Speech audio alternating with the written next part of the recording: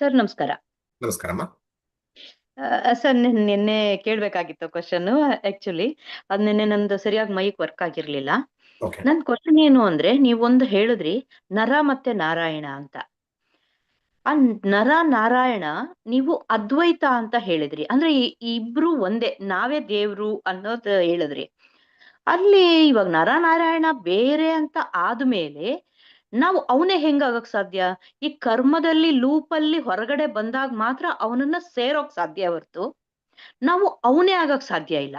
Correct. ಗೊತ್ತಾಯ್ತು ಗೊತ್ತಾಯ್ತು. ಹಾ. Good question. ಸೊ ನರನಾರಾಯಣ ಅಂತ ಎರಡಿರುವಾಗ ಅದ್ವೈತ ಹೇಗ್ ಸಾಧ್ಯ? Very good.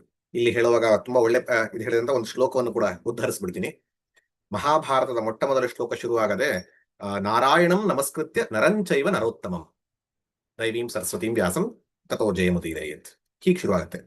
ನರ ಮತ್ತು ನಾರಾಯಣ ವ್ಯತ್ಯಾಸ ಅಂತ. ಆದ್ರೆ ಅದೇ ನರನಾರಾಯಣರ ಬಗ್ಗೆ ಹೇಳುವಂತಹ ವಿಚಾರ ಅದು ಮಹಾಭಾರತದಲ್ಲೇ ಆಗ್ಲಿ ಪುರಾಣದಲ್ಲೇ ಆಗ್ಲಿ ಯಾರು ಅಂತ ಹೇಳ್ತಾರೆ? ನರನಾರಾಯಣ ಪರಮಾತ್ಮನೊಬ್ಬನೇ ನರನಾರಾಯಣನಾಗಿ ತೋರ್ಕೊಂಡಿದ್ದು ಅಂತ. ಎರಡು ಅಂತ ಹೇಳಿಲ್ಲ, ಎರಡಂತ ವ್ಯತ್ಯಾಸ ಇಲ್ಲ. ನೀವೇ ನೋಡಿದ್ರೆ ನರನಾರಾಯಣ ಋಷಿ ಅವತಾರ ಅಂತ ಬರುತ್ತೆ ಭಾಗವತದಲ್ಲಿ. ಆ ಭಗವಂತನ ಅವತಾರ ಎರಡೂ ಒಟ್ಟಿಗೆ ಆಯಿತು ಅಂತ.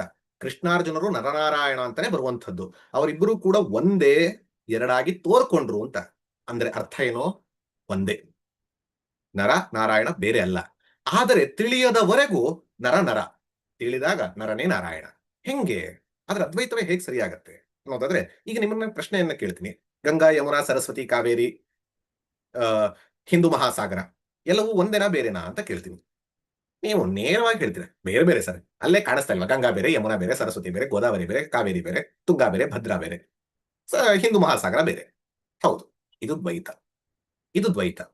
ಸಾಗರ ಅನ್ನುವಂಥದ್ದು ಪರಮಾತ್ಮ ಈ ಗಂಗಾ ಯಮುನಾ ಸರಸ್ವತಿ ಎಲ್ಲವೂ ಹೋಗಿ ಅಲ್ಲಿಗೆ ಸೇರಬೇಕು. ಇದು ದ್ವೈತದ ದೃಷ್ಟಿಯಿಂದ correct. Perfect. No question about it. Next ಕೇಳ್ತೀನಿ ನಾನು ನಿಮ್ಮನ್ನ ಪ್ರಶ್ನೆ. ಈ ಗಂಗಾ ಯಮುನಾ ಸರಸ್ವತಿ ಗೋದಾವರಿ ಕಾವೇರಿ ಎಲ್ಲವೂ ಕೂಡ ಹೆಂಗ್ ಬಂತು ಅಂತ ಕೇಳ್ತೀನಿ. ನೀವ್ ಹೇಳ್ತೀರಾ ಹೆಂಗ್ ಬಂತು ಅಂದ್ರೆ, ಹುಟ್ಟಿತು ಅದೇ ನಾಗಮಂಗಲದಲ್ಲಿ, ಗಂಗೋತ್ರಿ, ಈ ತರ ಬೇರೆ ಬೇರೆ ಹುಟ್ಟಿತು. ಆಯ್ತು, ಅಲ್ಲಿಗೆ ಹೆಂಗ್ ಹೋಯ್ತು ಅಂತ ಕೇಳ್ತೀನಿ. ಆಗ ನೀವೇನಂತೀರಾ?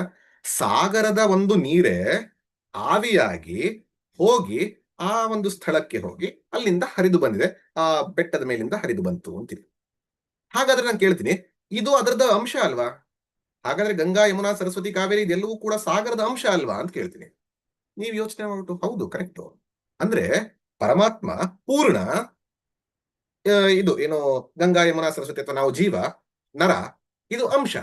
ಸೊ ಅಂಶಿ ಅಂಶ ಈ ದೃಷ್ಟಿಯಲ್ಲಿ ಆಗತ್ತೆ. Correct, perfect, definitely correct. ಈಗ ನಾನು ಕೇಳ್ತೀನಿ ಮೂರನೇ ಹಂತಕ್ಕೆ ಹೋಗಿ, ಸಾಗರ ಅಂತಂದ್ರೆ ಏನು ಅಂತ ಕೇಳ್ತೀನಿ. ಸಾಗರ ಅಂದ್ರೆ ಏನು? ದೊಡ್ಡದಾದಂತ ವಿಶಾಲವಾದಂತಹ ನೀರಿನ ಪ್ರದೇಶ ಅಂತ. ಆಯ್ತು. ಗಂಗಾ ಯಮುನಾ ಸರಸ್ವತಿ ಕಾವೇರಿ ಸ್ವಲ್ಪ ಮೀಡಿಯಂ ಸೈಜ್ ಅಥವಾ ಚಿಕ್ಕದಾದಂತಹ ನೀರಿನ ಪ್ರದೇಶ ಅಂತೀವಿ. ಆ ನೀರಿನ ಪ್ರದೇಶ ಅನ್ನೋಂಥದ್ದನ್ನು ಬಿಡಿ, ಎಸೆನ್ಸ್ ಅಂದ್ರೆ ವಸ್ತು ಏನು? ಅದರಲ್ಲಿ ವಸ್ತು ಏನು? ನೀರು, H2O, ವಾಟರ್. ನೀರು ಬಿಟ್ಟು ಬೇರೆದಿದೆಯಾ? ನೀರನ್ನ ತೆಗೆದು ಬಿಟ್ರೆ ಅಲ್ಲಿ ಸಮುದ್ರ ಉಳಿಯತ್ತ? ನೀರನ್ನು ತೆಗೆದ್ರೆ ಅಲ್ಲಿ ನದಿ ಉಳಿಯತ್ತ? ಹಾಗಲ್ಲ. ಹಾಗಾದ್ರೆ ಅಲ್ಲಿರೋ ವಸ್ತು ಏನು? ನೀರು. ನೀವಂತೀರಾ ಸಾಗರವೂ ನೀರೇ, ಗಂಗಾ ಯಮುನಾ ಸರಸ್ವತಿ ಕಾವೇರಿ ಎಲ್ಲವೂ ನೀರೇ. ಹಾಗಾದ್ರೆ ಇರುವಂತಹ ವಸ್ತು ಎಷ್ಟು? ಒಂದೇ. ನೀರಿನ ದೃಷ್ಟಿಕೋನದಿಂದ ವಸ್ತು ಒಂದೇ, ಅದ್ವೈತ. ಹಾಗಾಗಿ ಆತ್ಮ ಚೈತನ್ಯದ ಸ್ವರೂಪದ ದೃಷ್ಟಿಯಿಂದ ಅದ್ವೈತ, ವ್ಯವಹಾರದ ದೃಷ್ಟಿಯಿಂದ ದ್ವೈತ, ಸಾಧನೆಯ ದೃಷ್ಟಿಯಿಂದ ವಿಶಿಷ್ಟಾದ್ವೈತ. ಇದು ನಾವು ಅರ್ಥ ಮಾಡ್ಕೊಳ್ಬೇಕಾಗಿರುವಂಥದ್ದು. ಇದು ಹಂತ. ವ್ಯವಹಾರ ಮಾಡುವಾಗ ನಾನು ಬೇರೆ ನೀವು ಬೇರೆ, ನಾನು ಬೇರೆ ಇನ್ನೊಬ್ರು ಬೇರೆ, ನಾನು ಬೇರೆ ಮತ್ತೊಬ್ರು ಬೇರೆ, ಎಲ್ಲರೂ ಬೇರೆ ಬೇರೆ.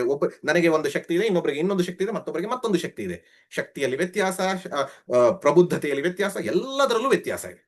ಹೇಗೆ ಗಂಗಾ ಯಮುನಾ ಸರಸ್ವತಿ ಎಲ್ಲವೂ ಕೂಡ ಟೇಸ್ಟ್ ಬೇರೆ, ಕಲರ್ ಬೇರೆ, ಎಲ್ಲವೂ ಬೇರೆ ಬೇರೆ. ಹಾಗೆ ಇದು ವ್ಯತ್ಯಾಸ ವ್ಯವಹಾರ. ಅದೇ ಸಾಧನೆಯ ದೃಷ್ಟಿಯಿಂದ ನೋಡಿದಾಗ ಬರೀ ವ್ಯತ್ಯಾಸ, ನಾನೇ ಬೇರೆ ಪರಮಾತ್ಮನೇ ಬೇರೆ ಅನ್ಕೊಂಡ್ರೆ ಏನ್ ಸಂಬಂಧ? ನಾನು ಅವನು ಅಂಶ ಅಂತ ಅನ್ಕೊಂಡಾಗ ಸಾಧನೆ ತೀವ್ರವಾಗ್ತಾ ಹೋಗುತ್ತೆ. ನಾನು ಅವನಿಂದನೇ ಬಂದಿದ್ದೀನಿ, ಅವನ ಕಡೆಗೆ ಹೋಗ್ತೀನಿ. ಈ ರೀತಿಯಲ್ಲಿ ಸಾಧನೆ ಮಾಡ್ತಾ ಮಾಡ್ತಾ ಮಾಡ್ತಾ ಮಾಡ್ತಾ ಹೋಗುವಂಥದ್ದು. ಇದು ಚಿತ್ತಶುದ್ಧಿಗೆ. ಆದ್ರೆ ಸಾಧನೆಯನ್ನ ಮಾಡ್ತಾ ಮಾಡ್ತಾ ಚಿತ್ತಶುದ್ಧಿಯನ್ನ ಮಾಡ್ತಾ ಉಪನಿಷತ್ತಿನ ಜ್ಞಾನವನ್ನ ತಿಳಿದಾಗ ಗೊತ್ತಾಗತ್ತೆ, ಇರುವುದು ವಸ್ತು ಏನು? ಒಂದೇ.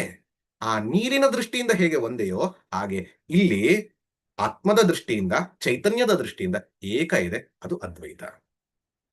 ಈ ದೃಷ್ಟಿಯಿಂದ ಹಾಗಾಗಿ ವ್ಯವಹಾರದಲ್ಲಿ ದ್ವೈತ, ಸಾಧನೆಯಲ್ಲಿ ವಿಶಿಷ್ಟಾದ್ವೈತ, ತತ್ವದಲ್ಲಿ ಅದ್ವೈತ. ಈ ಒಂದು ನಿಶ್ಚಯವನ್ನ ಅರ್ಥ ಮಾಡ್ಕೊಳ್ಳೋದು ಇದೇ ಗೀತೆಯನ್ನು ಹೇಳೋದು. ಇದನ್ನ ನಾವು ಹಲವಾರು ಬೇರೆ ಬೇರೆ ಸಂದರ್ಭಗಳಲ್ಲೂ ಕೂಡ ನೋಡ್ತೀವಿ. ಧನ್ಯವಾದ. ನಮಸ್ತೆ. ಹಾ, ಶ್ರೀ ಗುರುಭ್ಯೋ ನಮಃ. ನಮಸ್ಕಾರ. ತುಂಬಾ ಅದ್ಭುತವಾಗಿ ಧ್ಯಾನ ಶ್ಲೋಕಗಳನ್ನ ತಿಳಿಸ್ಕೊಡ್ತಾ ಇದ್ದೀರಾ. ತುಂಬ ಹೃದಯದ ಧನ್ಯವಾದಗಳು. ಇವತ್ತು ವಿದ್ಯಾರ್ಥಿಗಳು 3 ರೀತಿ ಅಂತ ತಿಳಿಸಿದ್ರಿ. ಅದರಲ್ಲಿ ಮೊದಲನೆಯವರು ಮೇಧಾವಿಗಳು, ಅವರಿಗೆ ಬ್ರಹ್ಮಸೂತ್ರಗಳನ್ನ ನೀಡಿದ್ರು. ಎರಡನೆಯ ತರಹದವರು ಮಧ್ಯಮ ಆವರೇಜ್ ಸ್ಟೂಡೆಂಟ್ಸ್, ಬಾಳೆಹಣ್ಣು, ಮಹಾಭಾರತ ಅಂತ ತಿಳಿಸಿದ್ರಿ. ಮೂರನೆಯವರಿಗೆ ಏನು ಸೀಡ್ಲೆಸ್ ದ್ರಾಕ್ಷಿ ಇದ್ರಿ. ಇಲ್ಲಿ ಬ್ರಹ್ಮಸೂತ್ರ, ಮಹಾಭಾರತ, ಇಲ್ಲಿ ಏನನ್ನ ನೀಡಿದ್ರು ಅನ್ನೋದನ್ನ ತಿಳ್ಕೊಳ್ಳುವಂತ. ಪುರಾಣಗಳು ಪುರಾಣಗಳು ಇನ್ನಷ್ಟು ಸರಳವಾಗಿ, ಇನ್ನೂ ಸರಳವಾಗಿ ನಮಗೆ ನಮ್ಮ ಮನಸ್ಸನ್ನು ಹೆಚ್ಚು ಆ ಕಡೆ ಪರಮಾತ್ಮನ ಕಡೆ ಕರ್ಕೊಂಡು ಹೋಗಕ್ಕೆ ಕಥೆಯ ರೂಪದಲ್ಲಿ ಒಂದು ಯಾವ್ದು ವಿಚಾರ ಸತ್ಯಂ ವದ ಅನ್ನುವಂಥದ್ದನ್ನ ಸತ್ಯ ಹರಿಶ್ಚಂದ್ರ ಕಾವ್ಯದಂತೆ ಈ ರೀತಿಯಲ್ಲಿ ಬರೋ ರೀತಿಯಲ್ಲಿ ವಿಸ್ತಾರವಾಗಿ ನಮ್ಮನ್ನ ಆ ಕಡೆ ಕರ್ಕೊಂಡು ಹೋಗಕ್ ಮಾಡಿತ್ತು ಇದು. ಧನ್ಯವಾದ.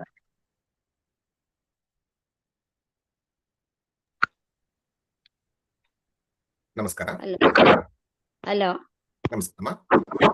ನಮಸ್ತೆ. ಕೇಳಿಸ್ತಾ ಇದೆಯಾ ಸರ್? ಕೇಳಿಸ್ತಾ ಇದೆ, ಹೇಳಿ. ನಾನು ಪದ್ಮಾಶಾಸ್ತ್ರಿ, ಮೈಸೂರಿಂದ. ಹೇಳಿ. ಈಗ ನೀವು ಈ ಗೀತೋಪದೇಶ ಕೇಳಿದ್ರಲ್ಲಿ 5 ಜನರಲ್ಲಿ ಸಂಜೆಯೇನೋ ಒಬ್ಬ. ಅಂಡ್ ಭಗವಂತ ಹೇಳ್ತಾರೆ 11ನೇ ಅಧ್ಯಾಯದಲ್ಲಿ, ನೀನೊಬ್ಬನೇ ನನ್ನ ವಿಶ್ವರೂಪ ದರ್ಶನನ ನೋಡ್ದೋನು ಅಂತ. ಮತ್ತು 18ನೇ ಶ್ಲೋಕ ಕಡೆನಲ್ಲಿ ಸಂಸ್ಕೃತ್ಯ ರೋಮಹರ್ಷಶ್ಚ ಜಾಯತೆ ಅಂತ ಸಂಜಯನಿಗೂ ವಿಶ್ವರೂಪ ದರ್ಶನ ಆಗತ್ತಾ ಅಂತ. ಒಳ್ಳೆ ಪ್ರಶ್ನೆ. ಕೃಷ್ಣ ಪರಮಾತ್ಮ ಆ ಸಂದರ್ಭದಲ್ಲಿ ಹೇಳುವಾಗ ವಿಶ್ವರೂಪದಲ್ಲಿ ಎಂಥವನಿಗೆ ಸಿಗತ್ತೆ, ಯಾರಿಗೂ ಸಿಕ್ಕಲ್ಲ ಅಂತ ಹೇಳಿಲ್ಲ. ಭಕ್ತನಾದಂತಹ ಮಹಾಭಕ್ತನಾದಂತಹ ಸಿಗತ್ತೆ ಅನ್ನೋಂಥದ್ದೇ ಮೆಸೇಜು. ಈಗ ನೀನ್ ನೋಡ್ತಾ ಇದೀಯಾ ಅನ್ನುವಂಥ ದೃಷ್ಟಿಯಿಂದ ಹೇಳ್ತಾನೆ. ಅಲ್ಲೇ ಬರುವಂಥದ್ದು ಸಾಧಾರಣದವ್ರು ಸಿಗಲ್ಲ, ಭಕ್ತನಿಗೆ ಸಿಗತ್ತೆ ಅಂತ.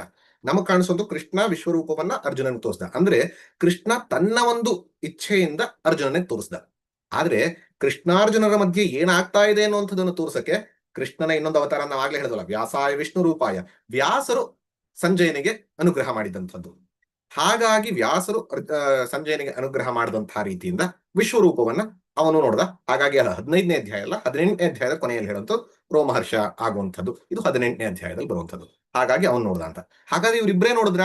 ಖಂಡಿತ ಇಲ್ಲ. ಮಹಾಭಾರತ ಮತ್ತು ಭಾಗವತದಲ್ಲಿ 3 ಕಡೆ ಆಕ್ಚುಲಿ ವಿಶ್ವರೂಪದ ದರ್ಶನ ಬೇರೆ ಬೇರೆ ರೀತಿಯಲ್ಲಿ ಆಗತ್ತೆ. ಒಂದು ವಿಶ್ವರೂಪದ ದರ್ಶನ ಭಗವದ್ಗೀತೆಯಲ್ಲಿ, ಕಾಲೋಸ್ಮಿ ಲೋಕಕ್ಷಯ ಪ್ರವೃದ್ಧ ಅನ್ನುವಂಥದ್ದು. ಇನ್ನೊಂದು ಅಕ್ರೂರನಿಗೆ ಕರ್ಕೊಂಡು ಹೋಗ್ತಾ ಇದ್ದಾಗ, ಅಂದ್ರೆ ಗೋಕುಲದಿಂದ ಮಥುರಾಗೆ ಕರ್ಕೊಂಡು ಹೋಗ್ತಾ, ವೃಂದಾವನದಿಂದ ಮಥುರಾ ಕರ್ಕೊಂಡು ಹೋಗ್ತಾ ಇದ್ದಾಗ ನದಿಯಲ್ಲಿ ಅವನು ಒಂದ್ಸರಿ ಮುಳುಗಿದಾಗ ಅಲ್ಲಿ ಒಂದು ವಿಶ್ವರೂಪ ದರ್ಶನ ಆಗತ್ತೆ. ಅಲ್ಲಿ ಸೃಷ್ಟಿಯ ರೀತಿಯಲ್ಲಿ ಆಗತ್ತೆ. ಸೃಷ್ಟಿಯ ರೀತಿಯಲ್ಲಿ ಹೇಗೆ ಪದ್ಮನಾಭನ ಇರ್ತಾರೋ ಆ ರೀತಿಯ ವಿಶ್ವರೂಪ ದರ್ಶನ ಅಕ್ರೂರನಿಗಾಗತ್ತೆ. ಎರಡನೇದು ಗೀತೆ. ಮೂರನೇದು ದುರ್ಯೋಧನ ಮತ್ತು ಇಡೀ ಸಭೆಯಲ್ಲಿ, ಕೌರವ ಸಭೆಯಲ್ಲಿ ಕೃಷ್ಣ ಹೋಗಿರ್ತಾನಲ್ಲ ಸಂಧಾನಕ್ಕೆ ಹೋದಾಗ ಎಲ್ಲರೂ ಕಟ್ ಹಾಕಕ್ ಹೋಗ್ತಾರೆ. ಆಗ ಅವನು ವಿರಾಟ್ ರೂಪವನ್ನ ತೋರಿಸ್ತಾನೆ. ವಿರಾಟ್ ರೂಪ ಅಂದ್ರೆ ಒಂದೇ, ವಿಶ್ವರೂಪ ಅಂದ್ರೂ ಒಂದೇ, ಬೇರೆ ಬೇರೆ ರೀತಿಯಲ್ಲಿ ತೋರಿಸಿರುವಂತಹದ್ದು. ಹಾಗಾಗಿ ಅಲ್ಲಿ ಕೆಡಕನಾದಂತಹ ಬೇರೆಯವ್ರಿಗೂ ಕೂಡ ಕಣ್ಣಿಗೆ ಎಷ್ಟು ಕಾಣಿಸ್ತು ಗೊತ್ತಿಲ್ಲ, ಅಂಥವ್ರಿಗೂ ಸಭೆಯಲ್ಲಿ ಕಾಣಿಸ್ತು. ಭಕ್ತನಾದಂತ ಅಕ್ರೂರನಿಗೂ ಕಾಣಿಸ್ತು, ಗೀತೆಯಲ್ಲಿ ಅರ್ಜುನನಿಗೂ ಕಾಣಿಸ್ತು. ಬೇಕು ಅಂದ್ರೆ ನಮಗೂ ಸಿಗತ್ತೆ. ಆದರೆ ಅವನೇ ಹೇಳುವಂಥದ್ದು 12ನೇ ಅಧ್ಯಾಯದಲ್ಲಿ, ಇದಕ್ಕಿಂತನೂ ದೊಡ್ಡದಿದೆ. ವಿಶ್ವರೂಪ ದರ್ಶನ ತುಂಬಾ ದೊಡ್ಡದು, ಅದ್ಭುತವಾದಂಥದ್ದು. ಆದ್ರೆ ವಿಶ್ವರೂಪ ದರ್ಶನವೂ ಕೂಡ ಏನು ಅಂತಂದ್ರೆ ನಾನು ಬೇರೆ ಪರಮಾತ್ಮ ಬೇರೆ ಅಂತ. ಆ ಭೇದ ಇದ್ದಾಗ ಅರ್ಜುನನಿಗೆ ಏನಾಯ್ತು? ಭಯ. ಅಯ್ಯೋ, ನನಗಂತೂ ಆಗೋದಿಲ್ಲ ತಂದೆ ನಿನ್ನ ನೋಡಕ್ಕೆ, ಫಸ್ಟ್ ಮಾಮೂಲಿಗೆ ಬಾ ಅಂತಂದ. ದ್ವಿತೀಯಾದ್ವೈ ಭಯಂ ಭವತಿ. ಪರಮಾತ್ಮನೇ ಕಣ್ಮುಂದೆ ಇದ್ದಾನೆ, ಪರಮಾತ್ಮನೇ ವಿಶ್ವರೂಪವಾಗಿ ತೋರಿಸಿದ್ದಾನೆ. ಮನಸ್ಸು ಪ್ರಿಪೇರ್ ಆಗಿಲ್ಲ ಅಂತ ಅಂದ್ರೆ ಪರಮಾತ್ಮ ಬಂದು ವಿಶ್ವರೂಪ ತೋರಿಸಿದ್ರೆ ನಡ್ಗ ಹೋಗ್ತೀವಿ, ಆಗೋದೇ ಇಲ್ಲ. ಆ ದೃಷ್ಟಿಯಿಂದನೇ ದ್ವಿತೀಯಾದ್ವೈ ಭಯಂ ಭವತಿ ನನ್ನು ಬಿಟ್ಟು ಹಾಕಿ ಆ ಚೈತನ್ಯವನ್ನ ಒಂದೇ ನಾನೇ ಏಕಸ್ವರೂಪ ಅಂತ ತಿಳ್ಕೊಳ್ಳೋದು ಅದಕ್ಕಿಂತ ಉದಾತ್ತವಾದಂತಹದ್ದು. ಅದನ್ನೇ ಕೃಷ್ಣನು ಕೂಡ ಕ್ಷೇತ್ರಜ್ಞ ಯೋಗದಲ್ಲಿ ಮತ್ತು 12ನೇ ಅಧ್ಯಾಯದಲ್ಲಿ ಹೇಳ್ತಾನೆ. ಸೊ ಸಾಧ್ಯ ಅನ್ನುವಂಥದ್ದು ಅಲ್ಲಿ ಸಂಜಯನಿಗೆ ಸಿಕ್ಕಿದೆ ಅನ್ನುವಂಥದ್ದು. ಪ್ರಮೋದ್ ಜಿ, ಹಾ, ಯೂಟ್ಯೂಬ್ ನಲ್ಲಿ ಪ್ರಶ್ನೆಗಳಿದೆ. ಹಾ, ವಿದ್ಯಾವ್ರು ಕೇಳ್ತಾ ಇದ್ದಾರೆ, ವ್ಯಾಸರು ಇಷ್ಟೊಂದು ಗ್ರಂಥಗಳನ್ನು ಬರೆದಿದ್ದು ಹೇಗೆ ಅಂತ. ಹಾಗೆ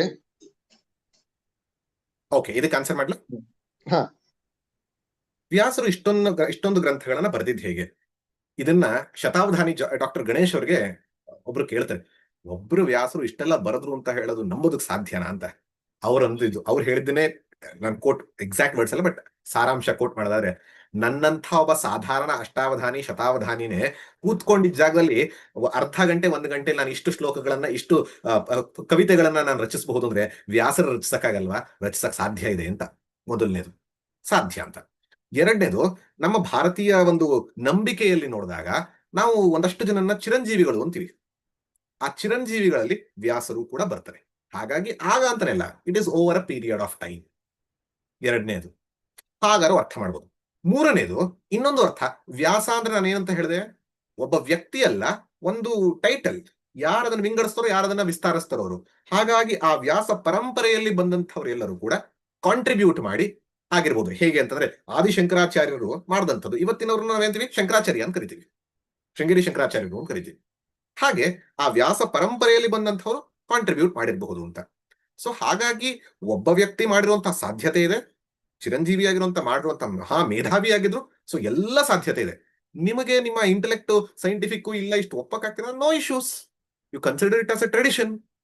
ಆ ಟೀಚಿಂಗ್ ಟ್ರೆಡಿಷನ್ ನಲ್ಲಿ ಮಾಡಿದ್ದಾರೆ. ಒಂದಷ್ಟು ಜನ ಆ ಶಿಷ್ಯ ಪರಂಪರೆಯಲ್ಲಿ ಅದಕ್ಕೆ ಕಾಂಟ್ರಿಬ್ಯೂಟ್ ಮಾಡಿದ್ದಾರೆ without going deviating from the main theme. ಈ ದೃಷ್ಟಿಯಲ್ಲಿ ಕೂಡ ಅರ್ಥ ಮಾಡ್ಕೊಳ್ಬಹುದು. ಹಾಗೆ ಜ್ಯೋತಿ ಅವ್ರು ಕೇಳ್ತಾ ಇದಾರೆ, ಗೀತೆಯನ್ನ ಕುರುಕ್ಷೇತ್ರದಲ್ಲಿ ಹೇಳಿದ್ದು ಅಂತ ಹೇಳಿದ್ರೆ ಯುದ್ಧ ಭೂಮಿಯಲ್ಲಿ 700 ಶ್ಲೋಕ ಹೇಳಲು ಸಮಯ ಆಯ್ತಾ ಅಂತ ಕೇಳ್ತಾ ಇದ್ದಾರೆ. ಇದು 1ನೇ ಅಧ್ಯಾಯದಲ್ಲಿ ಬರುತ್ತೆ. ಇದೆಲ್ಲರಿಗೂ ಕೂಡ ಬರುವಂತಹ ಪ್ರಶ್ನೆ. ಗೀತೆಯಲ್ಲಿ ಏನಿದೆ ಅನ್ನೋದಕ್ಕಿಂತ ಗೀತೆ ಹೆಂಗ್ ಹೇಳ್ದ, ಇಷ್ಟೊಂದು ಹೆಂಗ್ ಹೇಳ್ದ, ಇದೇ ಪ್ರಶ್ನೆಗಳೇ ಹೆಚ್ಚು. ಗೀತೆಯನ್ನ ನಾವು ಅಪ್ರೋಚ್ ಮಾಡಬೇಕಾದ್ರೆ ಹೇಗೆ, ನಿನ್ನೆ ನಾವು ನೋಡಿದ್ವಿ ಪಾರ್ಥನಂತೆ ಅಂಬ ಅಂತ. ಬಟ್ ಈ ತರ ಜಿಜ್ಞಾಸೆ ಬಂದಾಗ ಉತ್ತರ ಕೊಡೋಣ, ತೊಂದರೆ ಇಲ್ಲ. ಆದ್ರೆ ನಮ್ಮ ಉದ್ದೇಶ ಯಾವ್ದಕ್ಕಾಗಿರ್ಬೇಕು, ಇನ್ನೂ ಭಕ್ತಿನ ಬೆಳೆಸ್ಕೊಳಕಿರ್ಬೇಕು, ಕ್ಯೂರಿಯಾಸಿಟಿಗೆ ಅಷ್ಟೇ ಅಲ್ಲ. ನಿಮ್ಗೆ 1ನೇ ಅಧ್ಯಾಯದಲ್ಲಿ ಈಗ ಫಸ್ಟ್ ನಾನು ಕ್ರಿಕೆಟ್ ಎಕ್ಸಾಂಪಲ್ ಕೊಡ್ತೀನಿ. ಕ್ರಿಕೆಟ್ ನಲ್ಲಿ ಬ್ಯಾಟ್ಸ್ಮನ್ ಬ್ಯಾಟ್ ಹಿಂಗ್ ಇಟ್ಕೊಂಡು ಹೊಡೆಯೋದಕ್ಕೆ ಅಂತ ಹೇಳಿ ಸಿದ್ಧನಾಗಿರ್ತಾನೆ. ಅವನು ಬ್ಯಾಟ್ ನ ಕುಟ್ಟೋದಕ್ಕೆ ಶುರು ಮಾಡಿದ ತಕ್ಷಣ ಬೌಲರ್ ಓಡ್ ಬರೋದಕ್ಕೆ ಶುರು ಮಾಡ್ತಾನೆ. ಅಂದ್ರೆ ಐ ಆಮ್ ರೆಡಿ ಅಂತ ಹೇಳಾಯ್ತು ಇಲ್ಲಿ.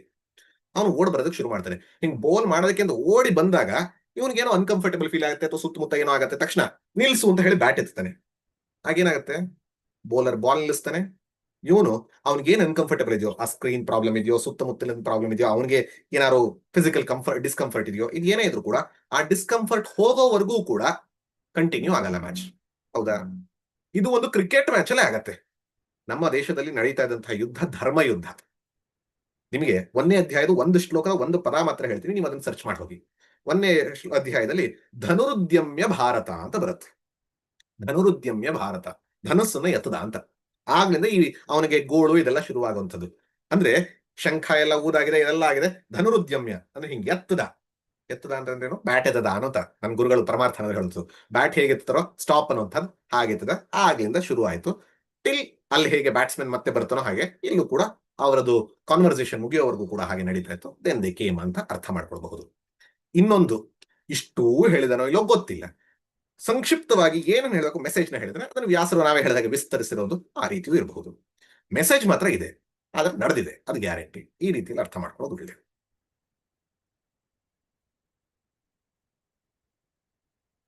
ನಮಸ್ಕಾರ ಪ್ರಮೋದ್ ಜಿ, ಗೋಪಾಲ್ ಕೃಷ್ಣ.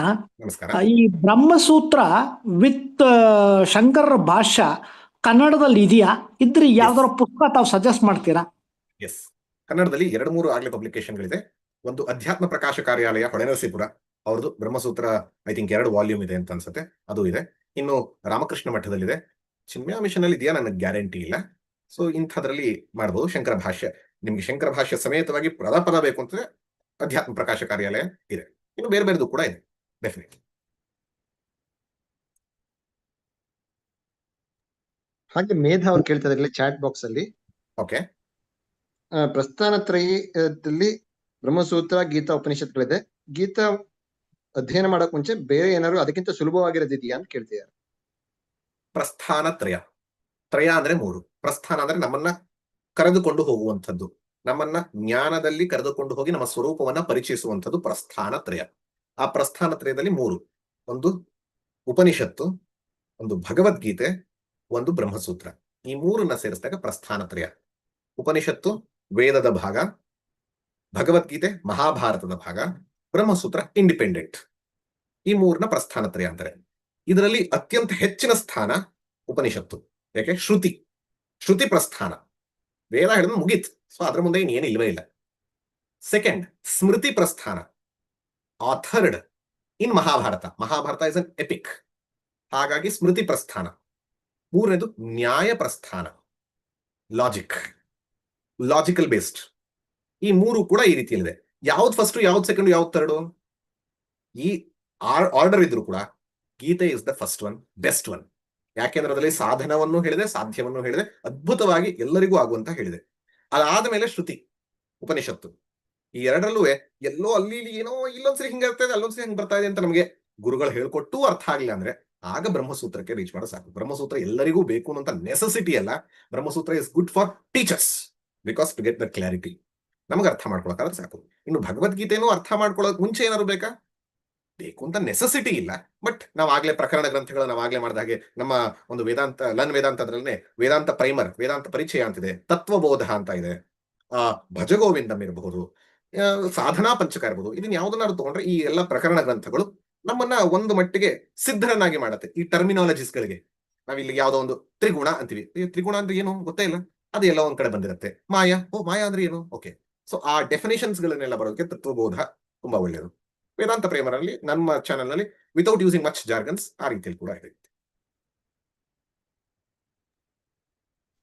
ಸಮಯ ಆಗಿದೆ ಪ್ರಮೋದ್ ಜಿ. ನಮಸ್ಕಾರ ಪ್ರಮೋದ್ ಜಿ. ಇನ್ನೊಂದು ಪ್ರಶ್ನೆ ತಗೊಂಬೋಣ ಇವ್ರಿಗೆ. ನಮಸ್ಕಾರ ಪ್ರಮೋದ್ ಜಿ. ಅಚ್ಯುತ್ ಮೂರ್ತಿ ದಾವಣಗೆರೆಯಿಂದ. ಹೇಳಿ. ನನ್ನ ಇದು ಪ್ರಶ್ನೆ ನಿಮ್ಗೆ ಹಾಸ್ಯ ಅಂತ ಅನ್ಸ್ಬೋದು, ಆದ್ರೆ ಈಗ ಹನುಮಂತನು ಕೇಳಿಸ್ಕೊಂಡ ಭಗವದ್ಗೀತೆ ಹೇಳೋದನ್ನ ಭಗವಂತ ಹೇಳೋದನ್ನಲ್ಲ, ಹನುಮಂತ ಧ್ವಜದೊಳಗೆ ಯಾಕೆ ಕೂತ್ಕೊಂಡ? ಧ್ವಜದೊಳಗೆಲ್ಲ ಹನುಮಂತ ಯಾಕೆ ಬಂದ?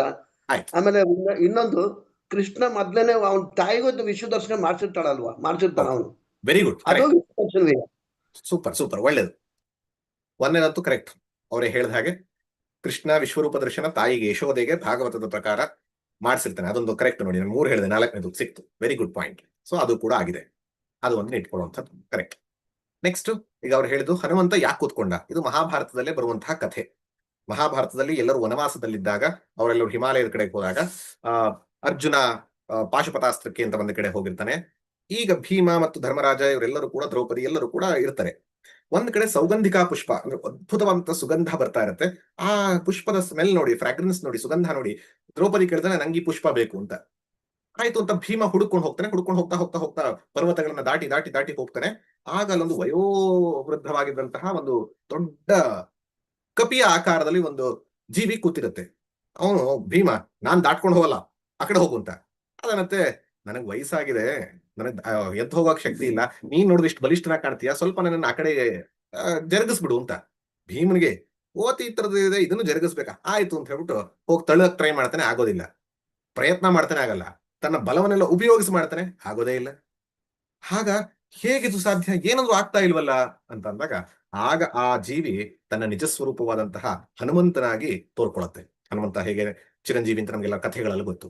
ಆಗ ಯಾರು ಅಂತಂದಾಗ ಇದು ವಾಯುಪುತ್ರನೇ, ಹನುಮಂತನೂ ವಾಯುಪುತ್ರನೇ, ಭೀಮನೂ ವಾಯುಪುತ್ರನೇ, ನಾನು ನಿನ್ನ ಅಣ್ಣ ತಮ್ಮಂದ್ರು, ಸಹೋದರರು, ನಿನ್ಗೆ ಇಲ್ಲಿ ಒಂದು ನಿನ್ನಲ್ಲಿರೋ ಅಹಂಕಾರವನ್ನು ಹೋಗಲಾಡಿಸೋದಕ್ಕೆ ಬಂದೆ ಅಂತ ಹೇಳಿದಾಗ ಆಗ ಎಲ್ಲರೂ ಎಲ್ಲಾ ಪ್ರೀತಿಯಲ್ಲಿ ಪ್ರಯತ್ನ ಮಾಡ್ತಿದ್ದಾರೆ, ನೀನು ನನಗೆ ನಾವು ಸಹಾಯ ಮಾಡಬಹುದಾ ಅಂತ ಭೀಮ ಕೇಳಿದಾಗ ಆಗ ಹನುಮಂತ ಹೇಳ್ತಾನೆ, ನಾನು ನಿನ್ನ ಅಂದ್ರೆ ನಿಮ್ಮ ಯುದ್ಧರಂಗದಲ್ಲಿ ಅರ್ಜುನನ ಇದು ಏನೋ ಧ್ವಜದಲ್ಲಿ ಕೂತ್ಕೋತೀನಿ ಸಿಂಬಾಲಿಕ್ ಆಗಿ, ಆದ್ರೆ ನಾನು ಅಲ್ಲಿ ಗರ್ಜಿಸೋದ್ರ ಮೂಲಕನೇ ಹಲವಾರು ಜನರಿಗೆ ಕಷ್ಟ ಆಗಿ ತೊಂದರೆಯಾಗಿ ನಿಮಗೆ ವಿಜಯ ಸಾಧಿಸುವಂಥದ್ದು ಕಟ್ಟಿಟ್ಟ ಬುದ್ಧಿ, ಹಾಗಾಗಿ ನಾನು ಸಪೋರ್ಟ್ ಕೊಡ್ತೀನಿ ಅಂತ ಹೇಳಿ ಬರ್ತಾನೆ. ಆದ್ರಿಂದನೇ ಅರ್ಜುನನನ್ನ ಕಪಿಧ್ವಜ ಅಂತ ಕರೀತಾರೆ. ಕಪಿಧ್ವಜ ಅಂತ ಅರ್ಜುನ ಹನುಮಂತನನ್ನೇ ಧ್ವಜದ ರೂಪದಲ್ಲಿ ಇಟ್ಕೊಂಡಿದ್ದರಿಂದ ಸಿಂಬಾಲಿಕ್ ಆಗಿ ಬಂದು ಮಾಡಿದಂಥದ್ದು ಅಂತ. ಅವನು ನಿಜವಾಗ್ಲೂ ಅವ್ರು ಬಂದು ಕೂತ ಅಂತಲ್ಲ, ಅವನ ಶಕ್ತಿ ತೇಜಸ್ಸು ಆಯಿತು ಅಂತ ಕಥೆ, ಆ ಕಥೆ ಆಧಾರಿತವಾಗಿ ಹೇಳಿರುವಂಥದ್ದು.